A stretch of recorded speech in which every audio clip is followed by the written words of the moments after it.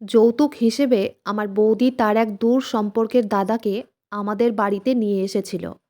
আমার নাম রিমা। আমি নিজের বৌদিকে ভীষণ ভালোবাসতাম। কারণ আমার একমাত্র দাদা আমাকে ভীষণ ভালোবাসতো এবং আমি নিজের দাদা ও বৌদিকে ভীষণই ভালোবাসতাম। তারপর সেদিন রাতের বেলা আমার দাদা যখন নিজের অফিসের কাজের জন্য বাড়ি ফিরে আসতে পারেনি, তখন ভাবলাম আমি বৌদির পাশেই থাকব। কারণ বৌদি যেহেতু এই বাড়িতে নতুন বউ ছিল, তাই দাদা আমাকে আগে থেকেই বলেছিল তার যদি বাড়ি ফিরতে দেরি হয় তাহলে আমি যাতে বৌদির পাশেই থাকি। কারণ আমাদের বাড়িটা এতটাই বড় ছিল যে কোনো রাজপ্রাসাদের থেকে কম ছিল না। তারপর দাদার কথা মতো আমি যখন নিজের ঘর থেকে বেরিয়ে বৌদির ঘরের দিকে যাই, তখন বৌদির ঘরের দরজা খুলতেই ভেতরের দৃশ্য দেখে তো আমার পায়ের তলা থেকে যেন মাটিটাই সরে যায়। তাদের দুজনের মাঝের ওই দৃশ্য দেখে তো লজ্জা ও ঘৃণায় আমার মনে হয়েছিল মাটি ফেটে যেন আমি ভেতরে ঢুকে যাই। কারণ আমার বৌদি তো তার দাদার সঙ্গেই। আসলে আমার বৌদি যখন বিয়ে হয়ে আমাদের বাড়িতে আসে, তখন নিজের বান্ধবী হিসেবে বৌদিকে কাছে পেয়ে আমি খুবই খুশি ছিলাম। ছোটবেলায় আমার মাকে আমি হারিয়েছিলাম। তারপর দাদা ও বাবার কাছেই বড় হয়েছিলাম। তাই বৌদির বাড়িতে আসার পরে আমি ভীষণ খুশি ছিলাম। কিন্তু জানি না কেন বিয়ের পরে বৌদি যখন আমাদের বাড়িতে আসে, তখন বৌদিকে দেখে আমার মনে হতো সে যেন উদাসীন এবং মনমরা হয়ে থাকতো। তারপর দাদা বৌদির বিয়ের 15 দিন পরেই আমাদের বাড়িতে আরেকটা নতুন সদস্য আসে এবং তার আসার পরেই তো আমাদের বাড়ির সব কিছু পাল্টে যায়। আসলে সেদিন দুপুরবেলা আমরা সবাই একসঙ্গে মিলে যখন খাওয়া দাওয়া করছিলাম, ঠিক ওই সময় একটা ছেলে আমাদের বাড়িতে আসে এবং সে দেখতে ভীষণ সুন্দর ছিল ও তার পেশিবহুল শরীর স্বাস্থ্য দেখে তো আমি প্রথম দেখাতেই তাকে পছন্দ করেছিলাম। তারপর ছেলেটাকে দেখে তো আমরা কেউ চিনতেই পারিনি। কিন্তু আমার বৌদি ওই ছেলেটিকে দেখা মাত্রই টেবিল থেকে উঠে গিয়ে তাকে জড়িয়ে ধরেছিল এবং সেটা দেখে তো আমি, বাবা ও দাদা অনেক বেশি আশ্চর্য হয়েছিলাম। এবং এটা তো আশ্চর্য হওয়ারই কথা, কারণ আমাদের চোখের সামনে বৌদি যখন ওই ছেলেটাকে জড়িয়ে ধরেছিল, তখন আমি ও দাদা তো একে অপরের মুখের দিকেই তাকিয়েছিলাম। তারপর বৌদিকে কিছু জিজ্ঞেস করার আগেই সে ওই ছেলেটির হাত ধরে বাড়ির ভেতরে নিয়ে এসে খুব খুশি হয়ে বলল ওই ছেলেটি নাকি তার দাদা হয়। ছোটবেলা থেকেই নাকি সে তার ওই দাদার সঙ্গে উঠা বসা, পড়াশোনা সব কিছু করেছে এবং তার ওই দাদাটা নাকি আমাদের পাড়াতেই থাকতে এসেছিল। বৌদি যখন বলেছিল ওই ছেলেটি তার দাদা হয়, তখন আমি তো নিজের মনে মনে ভীষণ খুশি হয়েছিলাম। কারণ জীবনে প্রথমবার আমি কাউকে প্রথম দেখাতেই পছন্দ করে ফেলেছিলাম। তারপর ছেলেটি ঘরের ভিতরে এসে আমার বাবার পা ধরে প্রণাম করে এবং আমার দাদাকে বলে সে নাকি আমাদের পাড়াতেই থাকতে এসেছে, কারণ আমাদের এখানেই নাকি তার একটা চাকরি লেগেছে, তাই সে একটা ঘর ভাড়া নিবে। তখন আমার বাবা ও দাদার কিছু বলার আগেই তো আমার বৌদি অনেক বেশি উত্তেজিত হয়ে আমার দাদাকে বলল, শোনো না, আমার দাদা আমাদের বাড়িতেই তো থাকতে পারে, আর তার অন্য বাড়িতে ভাড়া থাকার কি আছে? কারণ আমাদের তো এত বড় বাড়ি আছে, যে কোনো একটা ঘরে তো দাদা থাকতেই পারে। বৌদির কথা শুনে দাদাও তখন ওই ছেলেটিকে বলেছিল, শালাবাবু, তোমার অন্য বাড়িতে ভাড়া থাকার কি আছে? তোমার বোন তো ঠিক কথাই বলেছে, আমাদের এত বড় বাড়ি আছে, তুমি আমাদের বাড়িতেই তো থাকতে পারো। তখন আমার বৌদির দূর সম্পর্কের রূপেশ দাদা বলল, জামাইবাবু, আমার এই বাড়িতে থাকলে হবে না। এই বাড়িতে বেশি দিন থাকলে আমার তো নিজেকেই লজ্জা লাগবে। তাই আমি আপনাদের পাড়াতেই কোনো একটা আশেপাশের বাড়িতে ভাড়া থাকবো। তাহলে আমার এটা মনে হবে না যে আমি এখানে একা আছি। তোমাদের পাশে থাকলে আমার একা মনেই হবে না এবং যখন আমি ফ্রি থাকবো তখন তোমাদের সঙ্গে সময় কাটাতে পারবো। যেদিন থেকে আমার বৌদির দাদা আমাদের বাড়িতে এসেছিল, সেদিন থেকে কিন্তু আমি বৌদির একটা জিনিস লক্ষ্য করেছিলাম, যে বৌদির দাদা আসার পর থেকে বৌদি কিন্তু ভীষণ খুশি ছিল এবং বৌদির মুখের এই হাসিটা কিন্তু বিয়ের পরে আমি কোনোদিন দেখতে পাইনি। জানি না কেন সে তো সবসময় মনমরা ও উদাসীন হয়ে থাকতো।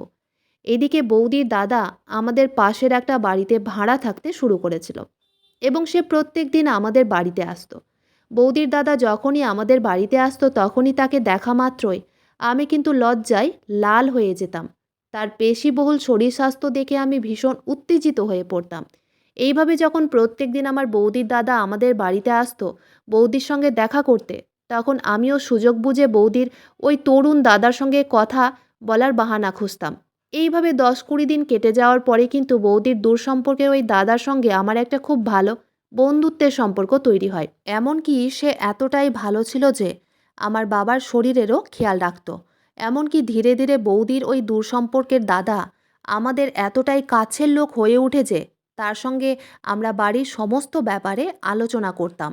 এমনকি বাড়ির কোনো জরুরি কাজকর্ম থাকলে আমার দাদা সময় না পেলে আমার বৌদির সেই দূর সম্পর্কের দাদা বাড়ির কাজও করে দিত। এইভাবে বেশ কিছুদিন কাটার পরে বৌদির সেই দাদা আমার মনে জায়গা করে বসে এবং আমি তাকে মনে মনে অনেক ভালোবেসে ফেলি। তারপর সেদিন সন্ধেবেলায় সুযোগ বুঝে আমি কিন্তু বৌদির দাদাকে বলে ফেলি যে আমি তাকে ভীষণ ভালোবাসি। তারপর সেদিন সন্ধ্যায় আমার বাবা নিজের ঘরের ভেতরেই ছিল এবং বৌদিও উপরের ঘরে নিজের কাজে ব্যস্ত ছিল। ওই সময় আমি ও বৌদির দাদা নিচের ঘরে একা ছিলাম এবং আমার দাদা তো নিজের অফিসের কাজেই ব্যস্ত ছিল। আমার দাদা কিন্তু তখনও বাড়ি ফিরে আসেনি। তারপর সুযোগ বুঝে আমি যখন বৌদির দাদাকে নিজের মনের কথা বলে ফেলি, তখন সে অনেক খুশি হয়ে আমাকে জড়িয়ে ধরে এবং আমার গাল দুটোকে ধরে বলে, রিমা, আজ তুমি আমার মনের কথা বলে ফেলেছ। আসলে প্রথম দেখাতেই আমিও তোমাকে পছন্দ করেছিলাম, কিন্তু আমি সাহস করে এতদিন ধরে তোমাকে কিছু বলতে পারিনি যে আমিও তোমাকে ভীষণ ভালোবাসি এবং তোমাকেই বিয়ে করতে চাই। তারপর আমি ও বৌদির দাদা নিজের আবেগ ধরে রাখতে না পেরে আমরা অনেক বেশি উত্তেজিত হয়ে একে অপরের সঙ্গে সম্পর্ক তৈরি করেছিলাম। জানি না সেদিন আমার বাবা ও দাদার কথা ভুলে গিয়ে কিভাবে বিয়ের আগেই আমি এত বড় ভুল কাজ করতে পেরেছিলাম, যেই ভুলের শাস্তি আমাকে আজও পেতে হচ্ছে।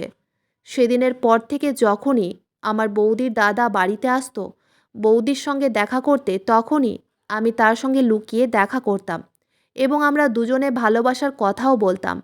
আমার বাড়ির লোক তো কেউ এই ব্যাপারে কিছুই জানতো না যে আমরা দুজন একে অপরকে পছন্দ করতে লেগেছিলাম। এইদিকে যখনই রূপেশ আমাদের বাড়িতে আসতো তখনই সে আমার সঙ্গে লুকিয়ে দেখা করার পরে আবার আমার বৌদির ঘরের ভিতরে চলে যেত। তারপর জানি না সে ঘন্টার পর ঘন্টা আমার বৌদির ঘরের ভিতরে না জানি কী করত। আমরা তো এটাই ভাবতাম যে বৌদি তার বাপের বাড়ির একজনকে পেয়ে খুব খুশি আছে, তাই সে ঘরের ভিতরে দরজা লাগিয়ে তার ওই দাদার সঙ্গে আড্ডা দেয়। কিন্তু সেদিন আমি যখন বৌদিকে ও রূপেশকে ডাকতে বৌদির ঘরের ভিতরে যাই, তখন তাদের ঘরের দরজা খুলতেই তো আমার মাথায় যেন আকাশ ভেঙে পড়ে। ওই সময় তাদেরকে ওই অবস্থায় দেখে কিছুক্ষণের জন্য হলেও আমি তাদের উপরে সন্দেহ করেছিলাম। আসলে আমি যখন বৌদির ঘরের দরজাটা খুললাম তখন দেখলাম আমার বৌদি তার দাদার কোলে মাথা রেখে শুয়েছিল। বৌদির দাদা মানে রূপেশ আমার বৌদির মাথা টিপে দিচ্ছিল। তারপর আমাকে দরজায় দাঁড়িয়ে থাকতে দেখে বৌদি বলল, আরে রিমা, ভেতরে আয়। দেখ না, আমার মাথায় ভীষণ ব্যথা ছিল, তাই রূপেশ আমার মাথা টিপে দিচ্ছে। বৌদির কথা শুনে আমি তখন মুচকি হেসে নিজের মনের মিছে সন্দেহটাকে দূর করে তাদেরকে বললাম, ঠিক আছে, তোমরা নিচে চলে এসো, আজকের দুপুরের খাবার প্রস্তুত আছে। আসলে আমি বৌদিকে এতটাই ভালোবাসতাম যে আমি নিজের কষ্টের দিকটা না ভেবেই তার কাজের চাপ কম করার জন্য আমি প্রত্যেক দিন দুপুরের খাবারটা রান্না করতাম, যাতে বৌদি নিজে একটু আরাম করতে পারে। সেদিন দুপুরের খাবারটা রূপেশ আমাদের বাড়িতেই খেয়েছিল। সে তো বেশিরভাগ দিন আমাদের বাড়িতেই খাবার খেত। এমনকি সে রাত্রিবেলাতেও মাঝে মধ্যে লুকিয়ে আমাদের বাড়িতে আসতো এবং আমার সঙ্গে দেখা করত। কিন্তু ধীরে ধীরে আমার এটা দেখে খুব আশ্চর্য লাগতো যে রূপেশ প্রত্যেক দিন আমার সঙ্গে দেখা করার পরে বৌদির ঘরের ভিতরে ঢুকে ঘন্টার পর ঘন্টা দরজা লাগিয়ে তারা না জানি এমন কী কথা বলতো। এই ব্যাপারে আমি একদিন আমার বৌদিকে গল্পের ছলেই জিজ্ঞেস করেছিলাম যে, বৌদি, তুমি রূপেশের সঙ্গে ঘন্টার পর ঘন্টা এমন কী গল্প করো? বৌদি তখন খুব খুশি হয়ে বলেছিল যে রূপেশ তার দাদা হলেও সে নাকি তার বন্ধুর মতো ব্যবহার করে, এবং আমার বৌদি রূপেশকে নাকি নিজের মনের সব কথা বলে। তাই আমি তাদেরকে আর কোনোদিন সন্দেহর চোখে দেখিনি। কিন্তু এমন নয় যে আমি কোনোদিন তাদেরকে আগে সন্দেহ করিনি। প্রথমে কিন্তু আমার তাদের দুজনের উপরে অনেক সন্দেহ হয়েছিল। তাই আমি বেশ কিছুদিন লুকিয়ে তাদেরকে দেখার চেষ্টাও করেছিলাম যে বৌদি তার দাদার সঙ্গে প্রত্যেকদিন ঘরের ভিতরে ঢুকে এমন কী করে বা কী কথা বলে। কিন্তু আমি কখনোই তাদের দুজনকে গল্প করা ছাড়া আর কিছুই করতে দেখতে পাইনি। তাই আমার মন থেকেও তাদের প্রতি খারাপ সন্দেহটা দূর হয়েছিল, এবং আমিও আর কোনো দিন আমার বৌদি ও তার দাদাকে সন্দেহ করিনি। এমনকি আমার দাদা তো বৌদি ও রূপেশকে চোখ বন্ধ করে অন্ধের মতো বিশ্বাস করত। কিন্তু আমরা কোনো দিন ভাবতেও পারিনি যে আমার দাদার এই বিশ্বাসটা ভেঙে একদিন চুরমার হবে। তারপর বৌদির বিয়ে হতে 2 মাস হয়ে যাওয়ার পরে একদিন বৌদি বলল সে নাকি গর্ভবতী আছে, এবং এই খবরটা শুনে আমি, দাদা ও বাবা ভীষণ খুশি হয়েছিলাম। কিন্তু আমার বৌদির কথা শুনে তো আমাদের পায়ের তলা থেকে যেন মাটিটাই সরে গেছিল। কারণ বৌদি বলেছিল সে নাকি এই মুহূর্তে মা হতে চায় না, তাই সে ওই বাচ্চাটাকে নাকি নষ্ট করে দিবে। কিন্তু আমার দাদা ও আমি যখন অনেক বেশি অনুরোধ করেছিলাম, তখন আমাদের অনুরোধে বৌদি বাধ্য হয়েছিল এই বাচ্চাটাকে জন্ম দিতে। আসলে দাদা যখন তাকে এই বাচ্চাটা নষ্ট করার কারণ জিজ্ঞেস করেছিল, তখন বৌদি ভয়ে সত্যি কথাটা বলতে পারেনি। তাই বাধ্য হয়ে বাচ্চা নষ্ট করার সিদ্ধান্তটা বৌদিকে বাতিল করতে হয়েছিল। এদিকে রূপেশের সঙ্গে আমার ভালোবাসার সম্পর্ক যখন আরও অনেক বেশি গভীর হয়ে যায়, তখন কিন্তু আমি বাবাকে বলেছিলাম যাতে বাবা রূপেশের সঙ্গে আমার বিয়ের ব্যাপারে কথা বলে। তারপর বাবা যখন জানতে পেরেছিল আমি ও রূপেশ একে অপরকে ভালোবাসি এবং আমরা বিয়ে করতে চাই, তখন বাবা কিন্তু কোনো রকম বাধা বিপত্তি জানায়নি। কারণ বাবা নিজেই রূপেশকে খুব পছন্দ করত। তারপর সেদিন সন্ধেবেলায় যখন দাদা বাড়ি ফিরে এসেছিল, তখন বাবা আমার দাদাকে আমার ও রূপেশের ব্যাপারে বলেছিল। তখন দাদাও এটা শুনে খুশি হয়েছিল যে আমি রূপেশকে বিয়ে করতে চাই। কারণ আমার দাদাও এটা চেয়েছিল যে আমার বিয়ে রূপেশের সঙ্গে হলেই তো ভালো হবে। তারপর আমার বাবা ও দাদা যখন এই বিয়েতে রাজি ছিল, তখন তো আমি এটা ভেবে খুব খুশি ছিলাম যে খুব তাড়াতাড়ি আমার বিয়ে আমার পছন্দের ছেলের সঙ্গেই হতে চলেছে। সেদিন সারা রাত তো আমি এটা কথা ভেবেই খুশি ছিলাম যে আমার বিয়ে রূপেশের সঙ্গেই হবে। কিন্তু পরের দিন সকালবেলা আমার দাদার অফিস চলে যাওয়ার পরে বৌদি অনেক রেগে আমার ঘরে এসে বলেছিল, রিমা, তোর কি মাথা খারাপ হয়ে গেছে? তুই রূপেশের সঙ্গে বিয়ে করার কথা ভাবলি কি করে? তুই কি আর কোনো ছেলে পেলি না? বৌদির কথা শুনে তো আমি অনেক বেশি অবাক হয়ে তার দিকে তাকিয়ে বললাম, বৌদি, তোমার কি হয়েছে? তুমি এত বেশি রাগ করছো কেন? কেন, রূপেশ কি ভালো ছেলে নয়? তার সঙ্গে বিয়ে করলে অসুবিধে কি? বৌদি তখন আমাকে যা বলেছিল সেটা শুনে তো আমার পায়ের তলা থেকে যেন মাটিটাই সরে গিয়েছিল। কারণ বৌদি বলেছিল রূপেশের নাকি একটা অন্য মেয়ের সঙ্গে ভালোবাসার সম্পর্ক রয়েছে। বৌদির মুখ থেকে রূপেশের ব্যাপারে ওই কথাটা শুনে তো আমি বিশ্বাস করতেই পারিনি যে রূপেশ আমাকে ঠকাচ্ছিল। তারপর বৌদির কথা শুনে সেদিন রূপেশের সঙ্গে আমি এই ব্যাপারে কথাও বলেছিলাম। রূপেশ আমার মুখ থেকে সব কিছু শোনার পরে আমার মাথায় হাত রেখে দিব্যি করে বলেছিল যে সে নাকি শুধুমাত্র আমাকেই ভালোবাসে। কিন্তু আমি তো এটা বুঝতে পারছিলাম না যে এখানে মিথ্যে কথাটা তাহলে কে বলছিল, বৌদি না বৌদির দাদা? রূপেশ যদি সত্যি কথা বলছিল, তাহলে বৌদি কেন আমাকে রূপেশের ব্যাপারে এত বড় মিথ্যে কথা বলেছিল? আমি যখন প্রথমে রূপেশের কথায় বিশ্বাস করতে চাইনি, তখন রূপেশ আমাকে বলেছিল, রিমা, তোমার যদি আমার কথায় ভরসা না হয় তাহলে আমি কিন্তু এক্ষুনি তোমার সঙ্গে বিয়ে করতে রাজি আছি। আর আমি জানি না তোমার বৌদি কেন আমার ব্যাপারে এত বড় মিথ্যে কথা তোমাকে বলেছে। আমি যদি অন্য মেয়েকে ভালোবাসতাম তাহলে তোমার সঙ্গে কেন সম্পর্ক তৈরি করতাম?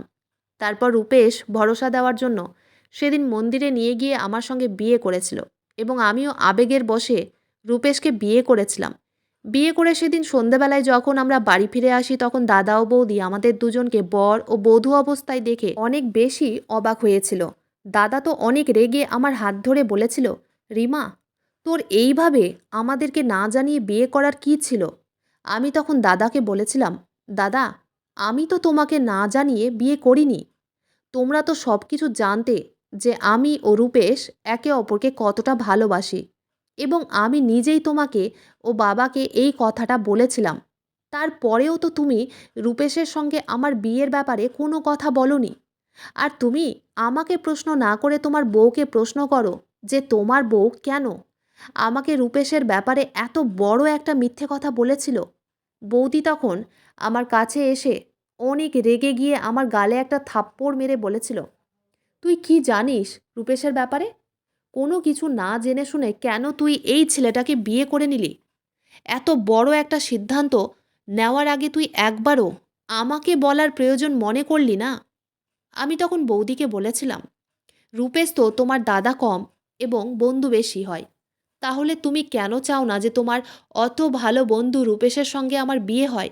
বৌদি তখন আমাকে একটাই কথা বলেছিল যে, দেখ রিমা, আমি তোকে এখন কিছু বলতে পারবো না, কিন্তু তুই পরে অনেক পস্তাবি। তখন কিন্তু আর কিছু করার থাকবে না। বৌদি এই কথাটা বলে রাগ করে উপরে চলে গেছিল এবং দাদাও বৌদির পেছনে উপরের ঘরে চলে গেছিল। আমি তো কিছুই বুঝতে পারছিলাম না যে রূপেশ যখন আমার বৌদির অত ভালো দাদা ছিল, তাহলে আমার বৌদি কেন চায়নি যে আমার বিয়ে রূপেশের সঙ্গে হয়। তারপর বিয়ের 7 দিনের মধ্যেই কিন্তু রূপেশ আমার সঙ্গে এতটাই খারাপ ব্যবহার শুরু করেছিল যে আমার তো তার ব্যবহার দেখে পায়ের তলা থেকে যেন মাটিটাই সরে গেছিল। আমার কাছে যে জমানো টাকাগুলো ছিল তার মধ্যে 5 লক্ষ টাকা আমার বর কিন্তু গত 7 দিনের মধ্যেই সেই টাকা শেষ করে ফেলেছিল। জানি না সে এত টাকা কোথায় খরচ করেছিল। তারপর সেদিন রাত্রিবেলা যখন আমি আলমারি খুলে দেখি যে আমার লকারে তো 1 টাকাও নেই, তখন আমি বরের কাছে ওই 5 লক্ষ টাকার হিসেব চেয়েছিলাম। তখন বর আমার গালে থাপ্পড় মেরে বলেছিল, তুই আমার কাছে টাকার হিসেব চাইবি? তোর সাহস কি করে হলো? আর এমনিতেও আমার এখন আরও 1 লক্ষ টাকার দরকার আছে, তাই আমাকে এক্ষুনি 1 লক্ষ টাকা বের করে দে। আমি তখন বরকে বলেছিলাম, কোথা থেকে দিব তোমাকে 1 লক্ষ টাকা? আমার কাছে যা জমানো টাকা ছিল সেই টাকাগুলো তো তুমি সব শেষ করে দিয়েছ। আমার কাছে আর টাকা নেই। এই কথাটা শুনে সে আমাকে আবার মারতে শুরু করেছিল। তারপর সেদিন আমার বর যখন আমার গায়ে হাত তুলেছিল, তখন আমার বৌদি ঘরের ভিতরে এসে ওই শয়তানের হাত থেকে আমাকে বাঁচিয়েছিল। সেদিন আমি বৌদিকে জড়িয়ে ধরে অনেক কেঁদেছিলাম, কারণ সেদিন আমি বুঝতে পেরেছিলাম যে বৌদি কেন তার দাদার সঙ্গে আমার বিয়ে দিতে চায়নি। তারপর রূপেশকে আমার বৌদি বলেছিল, তোর যত টাকার প্রয়োজন হবে আমার কাছ থেকে নিয়ে যাবি, কিন্তু রিমার গায়ে ভুল করেও হাত তুলবি না, না হলে কিন্তু আমার থেকে খারাপ আর কেউ হবে না। আমি তো ভেবেছিলাম হয়তো আমার জন্যই আমার বৌদির সঙ্গে তার দাদার সম্পর্কটাও খারাপ হয়ে গেছে। কিন্তু আমার বৌদি ও আমার বরের ব্যাপারে, মানে রূপেশের ব্যাপারে যখন সত্যি কথাটা জানতে পেরেছিলাম, তখন তো আমার চোখ দুটো যেন কপালে উঠে যাওয়ার মতোই অবস্থা হয়েছিল। এবং আপনারাও শুনলে আশ্চর্য হয়ে যাবেন। আসলে বিয়ের কিছুদিন পরেই রূপেশ যখন আমার উপরে মারধর করতে শুরু করেছিল, তখন আমার দাদা কিন্তু এই কথাটা জানতে পেরে রূপেশের গায়ে হাত তুলেছিল এবং রূপেশকে আমাদের বাড়ি থেকে বেরিয়ে যেতে বলেছিল। এমনকি আমার দাদা রূপেশকে হুমকিও দিয়েছিল যে রূপেশ যদি আর আমার গায়ে হাত তোলে তাহলে দাদা কিন্তু তাকে ছেড়ে কথা বলবে না। তখন রূপেশ আমার দাদাকে বলেছিল, শোনো শালাবাবু, রিমার সঙ্গে কিন্তু আমার বিয়ে হয়েছে। রিমা আমার বউ, তাই আমাদের মাঝখানে তোমাদের আসার কোনো দরকার নেই। সেদিন কিন্তু আমার দাদা অনেক রেগে গিয়ে আমার বরকে ধাক্কা মেরে বাড়ি থেকে বের করে দেওয়ার চেষ্টা করেছিল, কিন্তু আমার বর এতটাই নির্লজ্জ ছিল যে সে ওই মুহূর্তে আমার দাদাকেও আঙুল দেখিয়ে বলেছিল যে এই বাড়ি থেকে আমি একা যাব না তো, আমি এই বাড়ি থেকে বেরিয়ে গেলে আমার বউকেও সঙ্গে করে নিয়ে যাব এবং তাকে আমার সঙ্গে করে নিয়ে যাওয়ার পুরো অধিকার আছে। আর রিমা যদি আমার সঙ্গে না যায় তাহলে আমিও কিন্তু এই বাড়ি ছেড়ে কোথাও যাব না। সেদিন আমি বুঝে গেছিলাম যে ওই শয়তানকে বিয়ে করে তো আমি নিজের জীবনটাকে শেষ করেই দিয়েছি, কিন্তু আমি যদি দাদার বাড়িতেই থাকি তাহলে সে তাদেরকেও শান্তিতে থাকতে দেবে না। আর এমনিতেও আমার বৌদি গর্ভবতী ছিল, তাই আমি চাইনি যে ওই অবস্থায় আমার বৌদি মানসিক দিক দিয়ে অসুস্থ হয়ে পড়ে। তাই আমি আমার বরকে বলেছিলাম, আমি তোমার সঙ্গে গেলে তুমি এখান থেকে যেতে রাজি আছো তো? তাহলে আমিও তোমার সঙ্গে এখান থেকে যেতে রাজি আছি। অন্ততপক্ষে আমার দাদা ও বৌদি তো শান্তিতে থাকতে পারবে। আমি যখন আমার বরের সঙ্গে বাবার বাড়ি ছেড়ে চলে যেতে রাজি হয়েছিলাম, তখন আমার বৌদি কেঁদে কেটে আমার হাতে পায়ে ধরে বলেছিল, রিমা, তুই এখান থেকে কোথাও যাবি না, তুই এখানেই থাকবি। আমি এই শয়তানটাকে বাড়ি থেকে বের করব। কিন্তু আমি তাদের কোনো কথা শুনিনি। আমি ওই শয়তানের সঙ্গে তার বাড়িতে চলে এসেছিলাম। কিন্তু সেখানে আসার পরে তো বর আমার উপরে আরও বেশি অত্যাচার শুরু করেছিল। সে আমাকে কথায় কথায় মারত। এমনকি বাড়িতে অন্য মহিলাদের নিয়ে এসে তাদের সঙ্গে নিজের চাহিদা পূরণ করত। আমার চোখের সামনেই সে ওই নোংরামিগুলো করত। আমি তো কোনোদিন স্বপ্নেও ভাবতে পারিনি যাকে আমি সত্যিকারের এতটা ভালোবাসবো, সে আমাকে কখনো এইভাবে ঠকাবে। বরের সঙ্গে বরের বাড়িতে আসতে যখন আমার প্রায় 7 দিন হয়ে যায়, তারপর একদিন হঠাৎ করেই আমার দাদা ও বৌদি এসে হাজির হয়। সেদিন কিন্তু বর আমাকে খুবই খারাপভাবে মেরেছিল। তারপর আমার বৌদির মুখ থেকে যে সত্যি কথাগুলো শুনেছিলাম, সেটা শুনে তো আমার পায়ের তলা থেকে যেন মাটিটাই সরে যায়। আসলে আমার বৌদির পেটে যে বাচ্চাটা ছিল সেটা তো আমার দাদার ছিলই না। সেটা তো আমার বৌদির দাদার ছিল। মানে ওই বাচ্চাটা রূপেশের ছিল। এবং রূপেশকে যখন আমার বৌদি টাকা দেওয়া বন্ধ করে দিয়েছিল, তখন রূপেশ চালাকি করে আমার সঙ্গে বিয়ে করেছিল। এবং সে তো আমাকে ভালোবাসার নাটক করেছিল। সে তো আমাকে কোনোদিন মন থেকে ভালোই বাসেনি। সে তো শুধুমাত্র টাকার লোভে আমার সঙ্গে ভালোবাসার নাটক করেছিল। আসলে রূপেশ তো আমার বৌদির দাদা ছিলই না। সে তো আমার বৌদির প্রথম প্রেমিক ছিল। এবং আমার দাদার সঙ্গে বিয়ে করার পরেও আমার বৌদি যখন নিজের প্রেমিককে ভুলতে পারেনি, তাই সে নিজের প্রেমিককে দাদা বানিয়ে আমাদের বাড়িতে নিয়ে এসেছিল। তারপর আমার বৌদি প্রত্যেক দিন আমার দাদার অফিস চলে যাওয়ার পরে রূপেশের সঙ্গে নিজের চাহিদা পূরণ করত। এবং এই ব্যাপারে আমরা কিন্তু কখনো কেউ কিছু জানতেই পারিনি। তারপর রূপেশ মাঝে মধ্যে আমার বৌদির কাছে টাকা চেয়ে নিত। ধীরে ধীরে আমার বৌদি যখন বুঝতে পারে যে রূপেশ তো শুধুমাত্র তার সঙ্গে টাকার জন্য সম্পর্ক রেখেছে, তখন বৌদি আমার দাদাকে সব কিছু সত্যি কথা বলবে ভেবেছিল। কিন্তু রূপেশ যখন আমাকে বিয়ে করেছিল, তখন সে আমার বৌদিকে এটা বলে হুমকি দিয়েছিল যে বৌদি যদি আমার দাদাকে সত্যি কথা বলে, তাহলে রূপেশ নাকি আমাকে মেরে ফেলবে। আর ওই জন্য আমার বৌদি বাধ্য হয়ে এতদিন চুপচাপ ছিল। কিন্তু সেদিন রূপেশ আবার যখন আমার বৌদিকে ফোন করে 1,00,000 টাকা চেয়েছিল, তখন বৌদি বাধ্য হয়ে আমার দাদার সঙ্গে আমার শ্বশুরবাড়িতে এসে হাজির হয়েছিল। এবং এখানে আসার আগে বৌদি কিন্তু আমার দাদাকে তার ও রূপেশের ব্যাপারে সব কিছু সত্যি কথা বলেছিল। আমার দাদা ভালো করেই জানতো যে রূপেশ এত সহজে আমাকে দাদার সঙ্গে বাড়ি যেতে দিবে না। তাই আমার দাদা ও বৌদি পুলিশকে সঙ্গে করে নিয়ে এসেছিল। এবং আমার বৌদি যখন পুলিশকে রূপেশের ব্যাপারে সব কিছু সত্যি কথা বলেছিল, তখন পুলিশ রূপেশকে ধরে নিয়ে গেছিল। ওই সময় রূপেশ কিন্তু আমার সামনে অনেক ন্যাকা কান্না কেঁদেছিল। কিন্তু আমি তাকে ক্ষমা করিনি। কারণ সে বৌদির সঙ্গে আমার জীবনটাকেও নষ্ট করেছিল। সেদিন বৌদি আমার কাছে ও দাদার কাছে পা ধরে ক্ষমা চেয়েছিল। কিন্তু দাদা আমার বৌদির উপরে এতটাই রাগ করেছিল যে তাকে ডিভোর্স দেওয়ার কথা বলেছিল। কিন্তু আমি দাদার কাছে হাতে পায়ে ধরে অনেক অনুরোধ করে বলেছিলাম যে সে যাতে বৌদিকে এই অবস্থায় একা না ছাড়ে, যাতে তাকে একটা সুযোগ দেয়। কারণ বৌদি তো নিজের ভুল অনেক আগেই বুঝতে পেরেছিল। এবং আমি যেহেতু বৌদিকে অনেক ভালোবাসতাম, তাই আমি চেয়েছিলাম দাদা যাতে বৌদিকে একটা সুযোগ দেয়। তারপর আমার কথা শুনে দাদা আমার বৌদিকে ক্ষমা করেছিল। তারপর আমি যখন দাদার সঙ্গে বাড়িতে ফিরে আসি, তখন কিছুদিন পরে জানতে পারি যে আমিও গর্ভবতী আছি। এবং ওই খবরটা শুনে আমি ও বৌদি অনেক কেঁদেছিলাম। কারণ আমার পেটে ও আমার বৌদির পেটে একটা মানুষেরই বাচ্চা ছিল, যেটা কিন্তু কখনোই মেনে নেওয়া সম্ভব নয়।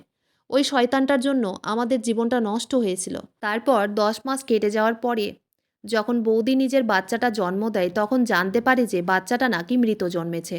তার 6 মাস পরে যখন আমি নিজের বাচ্চাটাকে জন্ম দিয়েছিলাম, তখন আমার একটা পুত্র সন্তান হয়েছিল। এবং সেদিন আমি ভেবেই নিয়েছিলাম যে তাকে কোনো দিন তার বাবার পরিচয় দিব না। কারণ আমি চাইনি যে আমার ছেলেও বড় হয়ে তার বাবার মতোই হয়ে যাক।